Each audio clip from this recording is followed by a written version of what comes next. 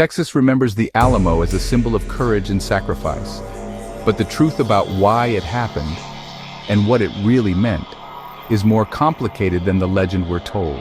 Today, we're cutting through the myth to reveal the real story behind the Battle of the Alamo.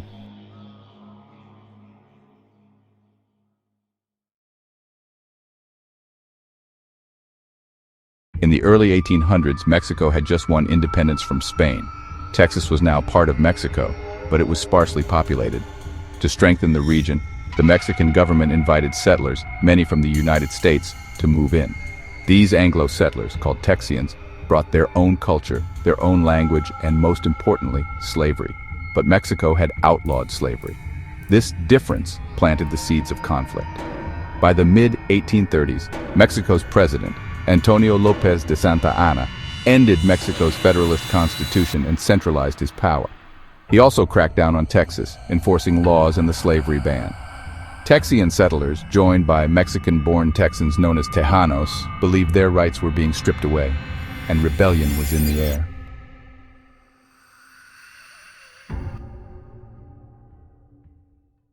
In late 1835, Texian rebels defeated Mexican troops in San Antonio and seized control of an old mission called San Antonio de Valero, better known as the Alamo. But this victory painted a target on their backs. Santa Anna raised an army of thousands to crush the revolt. By February 1836, fewer than 200 defenders, led by William B. Travis, James Bowie, and the famous frontiersman Davy Crockett, prepared to hold the mission. They weren't alone. Volunteers from the U.S., Europe, and Tejano fighters like Juan Seguin stood by their side, determined to resist Santa Anna's rule.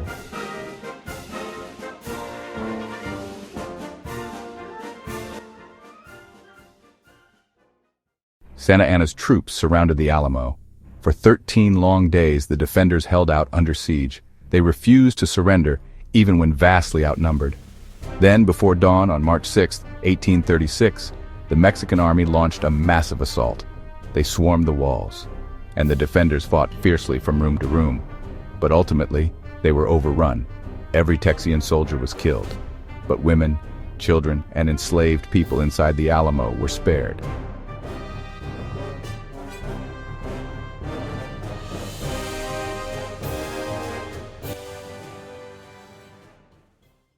After the fall, the legend of the Alamo was born. Remember the Alamo became the rallying cry that fueled Texian victory just weeks later at the Battle of San Jacinto, where Santa Anna was defeated and Texas won independence. But here's the truth.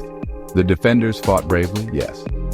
But they were also fighting to preserve their economic way of life, one rooted in slave labor for cotton production.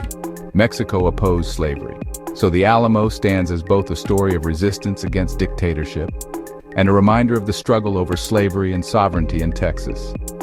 Today, the Alamo is remembered as a place of sacrifice, courage, and resistance. But remembering only the myth minimizes the truth. The men who fought were brave, but their cause was complicated. The battle was not just about freedom, but about whose freedom and at what cost. So the next time you hear the words, "Remember the Alamo," remember not just the legend, remember the truth. Today, the Alamo is remembered as a place of sacrifice, courage, and resistance. But remembering only the myth minimizes the truth. The men who fought were brave, but their cause was complicated. The battle was not just about freedom, but about whose freedom and at what cost. So the next time you hear the words, "Remember the Alamo," remember not just the legend, remember the truth. This is history, not just a story.